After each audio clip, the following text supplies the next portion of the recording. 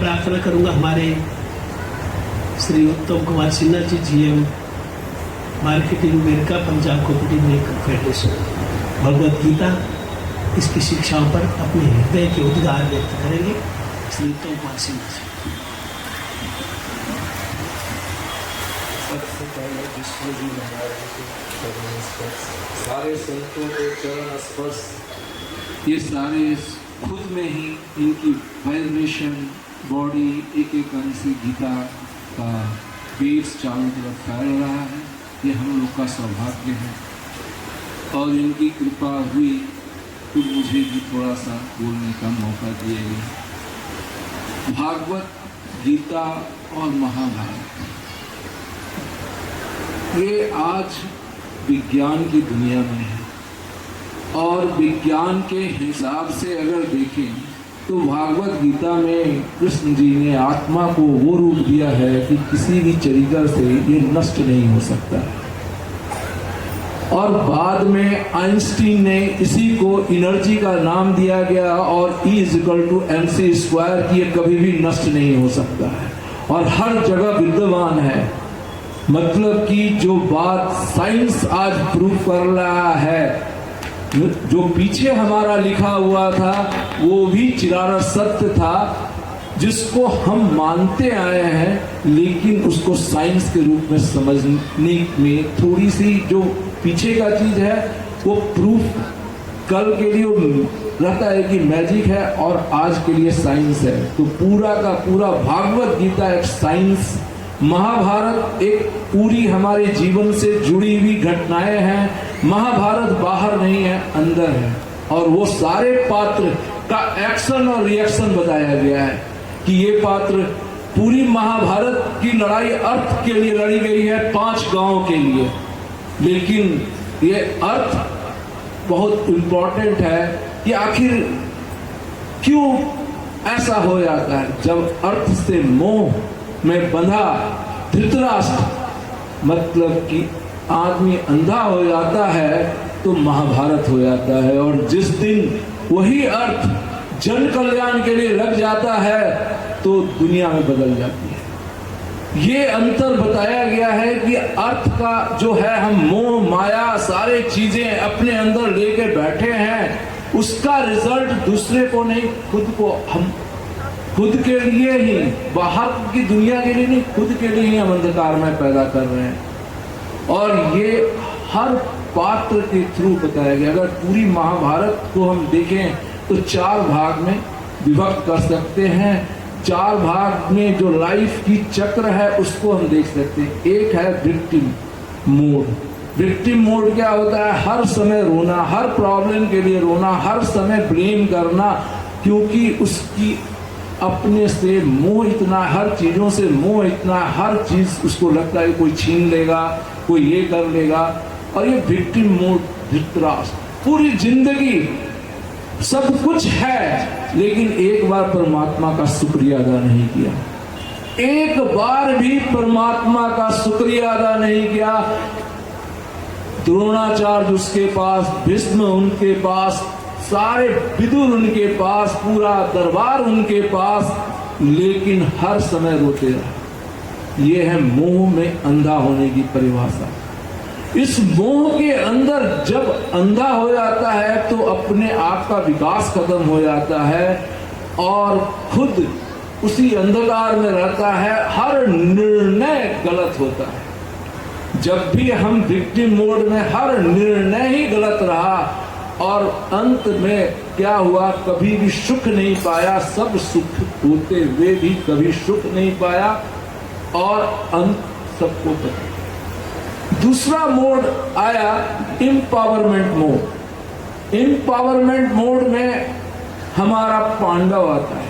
ये पांडव वो है जिनके पास कितनी चैलेंजेस हैं, पिता का साया नहीं, जो गद्दी थी उसके हाथ से चली गई है, उसको सिस्टम में, लेकिन उस परिस्थिति में, उस हर चैलेंज में लक्षाग्री हो चाहे वनवास हो, हर दिन अपने आप को ग्रोन अप करते रहा, हर दिन एम्पावरमेंट करते रहा, उस समय की सिस्टम से लड़ते रहा कि हमें आगे बढ़ना है। आगे। ये एम्पावरमेंट मोड जो है, हम लाइफ में जब हम अपने अंदर की उस क्षमताओं को देखते हैं और उस पर वर्क करने लगते हैं तो एम्पावरमेंट मोड में आते हैं, शक्तियां आने लगती हैं, शक्तियों से आगे बढ़ जाते हैं। और ये बहुत ही स्पष्ट श्रीमद् भागवत गीता और महाभारत में दर्शाया गया है कि पांडवों ने कैसे हर परिस्थितियों में सीखा है, अपने आप को आगे बढ़ाया, हर प्रॉब्लम को चैलेंज लिया है, आगे बढ़ा है। ये हम लोग के स्थितियां सभी आती है कि चैलेंज आता है, चैलेंज के बिना लाइफ है ही नहीं, लेकिन उसको हम विक्टिम मोड में ले जाते हैं कि अपने आप को एम्पावरमेंट मोड में लाए। ये निर्णय अपना होता है।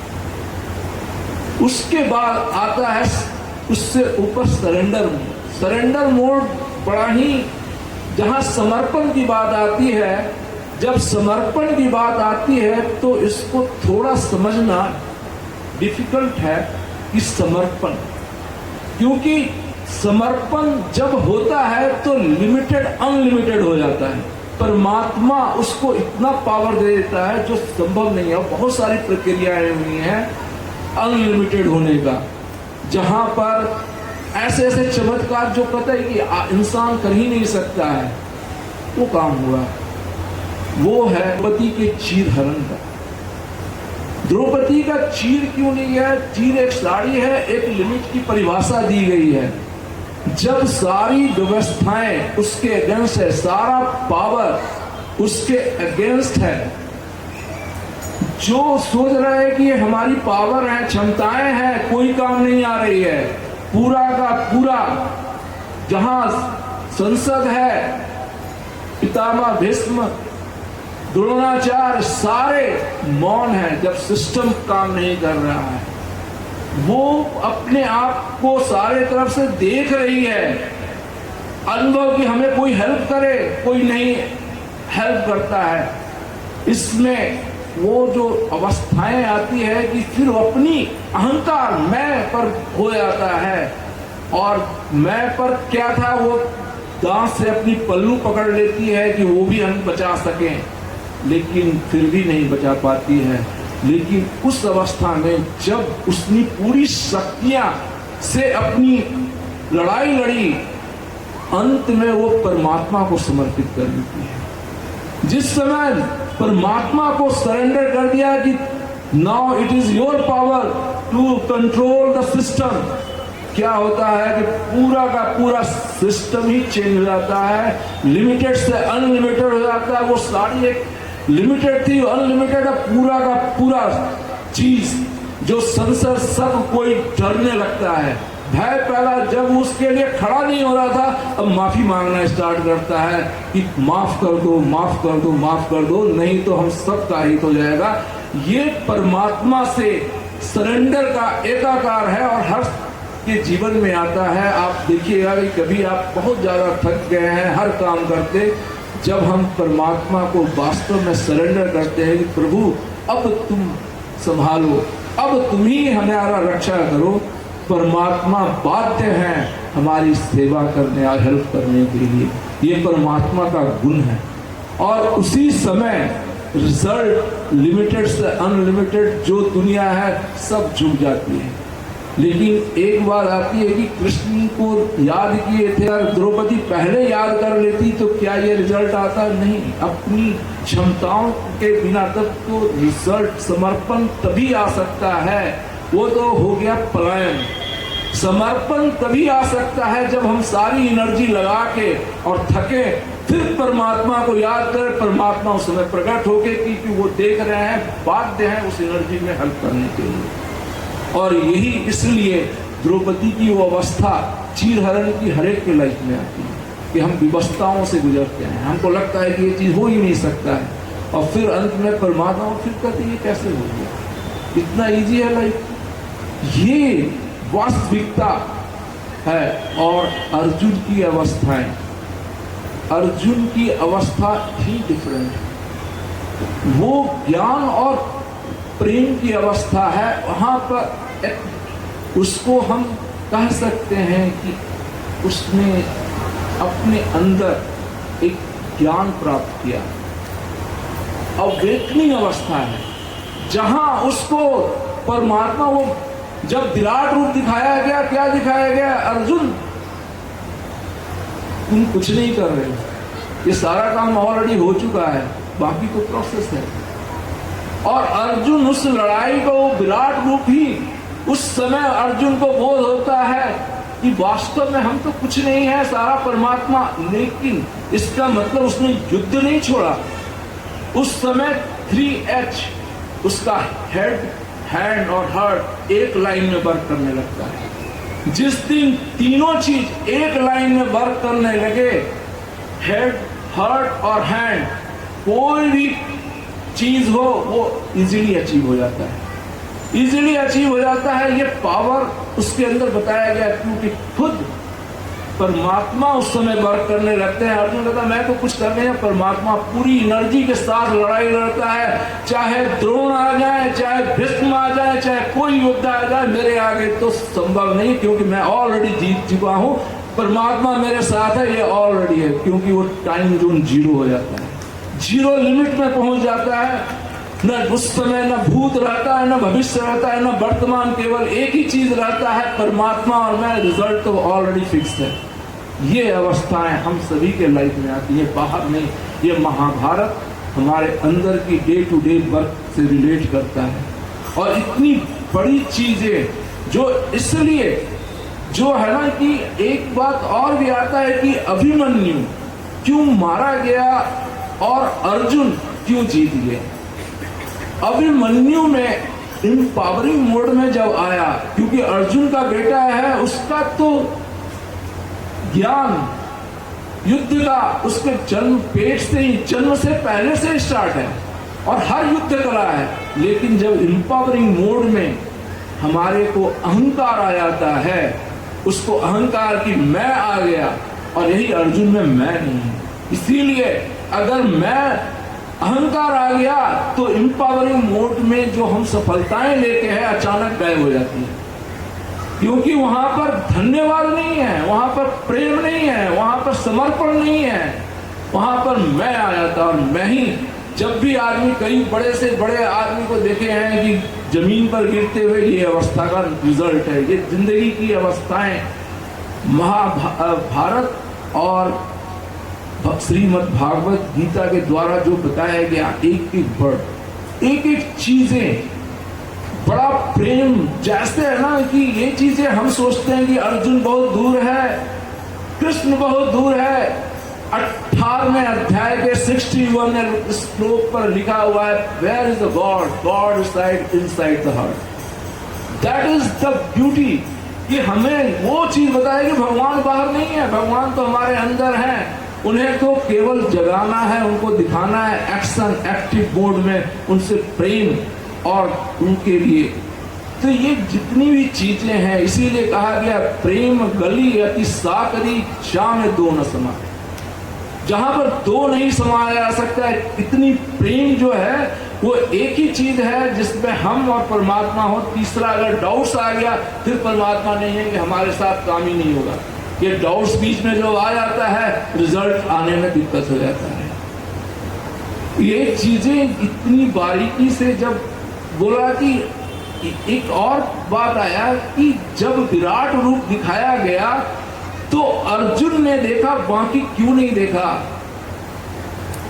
बहुत सारी रूप आया, क्यों नहीं देखा। पत्थर और रुई दोनों को ले लीजिए, पानी में बहती में डालिए, पत्थर से पानी पास कर जाएगा, रुई में समा के उसको अपना मैं कर। यही प्रेम की पराकाष्ठा है। अगर बंदा अंदर से कठोर है, अपने आप को प्रेम की अवस्थाओं को रिसीवर नहीं है, तो पत्थर की अवस्था है, वो चीजें हमारे सामने प्रकट होगी तो भी दिखाई नहीं देगी। जबकि रुई वो चीजें हैं जो मिलके प्रेममयी हो जाता है, आनंद में ही हो जाता है।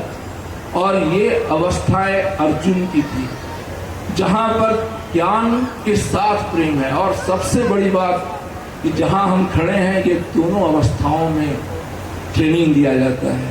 वास्तव में ट्रेनिंग जहां प्रेम और ज्ञान दोनों। अगर इसीलिए इस्कॉन टेम्पल बना, किसको बनाए? जितना हिप्पी को हैप्पी बना दिए। जब गए थे तो हिप्पी लोग थे। इतनी पावर है अपने ग्रंथ में, अपनी चीजों में। तो इतनी बड़ी, ये जब मैंने सोचा कि आखिर हुआ कैसे, तो ये बाहर की चीज नहीं थी, इनर चीज थी। तभी एक जो समाज से तोड़ने के लिए, हर चीज लॉ तोड़ने के लिए, और हर कंट्री में जाके एक इस्कॉन टेम्पल खड़ा कर दिया। ये है लिमिटेड से अनलिमिटेड। परमात्मा को अगर हम प्राप्त कर लिए अनलिमिटेड, और रियली जो चीजें आज चल रही है, पूरा का पूरा वर्ल्ड आज गीता के मय होते जा रहा है। वास्तव में हम लोग सनातन हैं, वास्तव में हमें है ना किसी को बदलने की जरूरत नहीं है। अगर वो अपने आप को लिमिटेड से अनलिमिटेड होना चाहता है तो इस सिस्टम में आना ही पड़ेगा, तभी हो सकता है। बाकी किसी में इतनी पावर नहीं है कि जो लिमिटेड को अनलिमिटेड कर दे। ये हमारी गीता, महाभारत और हमारे ग्रंथों की देन है, और जो हम अपने लाइफ में अपने हर क्षण अनुभव करते हैं, ये बाहर नहीं अंदर है। और अगर इन चीजों को जैसे हमारे गुरुओं ने बता रहे हैं, उस प्रेम और आनंद को धरते रहें, तो जिंदगी सुगम, सुलभ और इजी है। निगेटिविटी, डिप्रेशन, ये सब भाग जाना है, हो ही नहीं सकता है। इतनी पावर है। ये हम जब तक है ना टीवी और इन चीजों से जोड़ते हैं तब, क्योंकि मैंने इस अवस्था को तब देखा जब बहुत बड़ा कोरोना काल आया था। अगर मैं अपने स्वार्थ के लिए सोचता, मैंने इतनी बड़ी जनता के लिए सोची, और खुद बीमारी से, सब बीमारी में डर रहा है, भय है, हमें कोई भय नहीं था। हम उस समय सबसे सारे 5000 लोग सारे इंजॉय कर रहे थे। अवस्थाएं सभी के लिए थी, लेकिन जब कोरोना का बंदा बैठा है कुछ नहीं है। ये जब अवस्थाएं हम दूसरों को देने की होती है, दूसरों के हेल्प करने की होती है, पेट्रियोटिज्म की होती है, तो हमें कोई भी चीजें बहुत ऊपर ले जाती है। यही चीज महाभारत में 5 गांवों में मांगा, और हर एक के लिए कि हम अपने को अर्न करें और लोगों को समृद्धिशाली करें।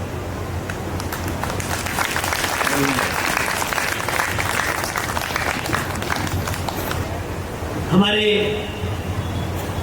उत्तम कुमार सिन्हा जी भगवत गीता की शिक्षाओं पर प्रकाश डाल रहे थे। बहुत अच्छा लगा। Victim board, empowerment board, surrender board, है ना, भगवत गीता को एक नई तरह से पेश किया। मैं आंख बंद करके टेस्ट ले रहा था, कोई महाराज जी बोल रहे हैं कि भक्त बोल रहा है। बहुत अच्छा बोला, एक बार जोरदार तालियां बजाएंगे। कुछ बात महाराज।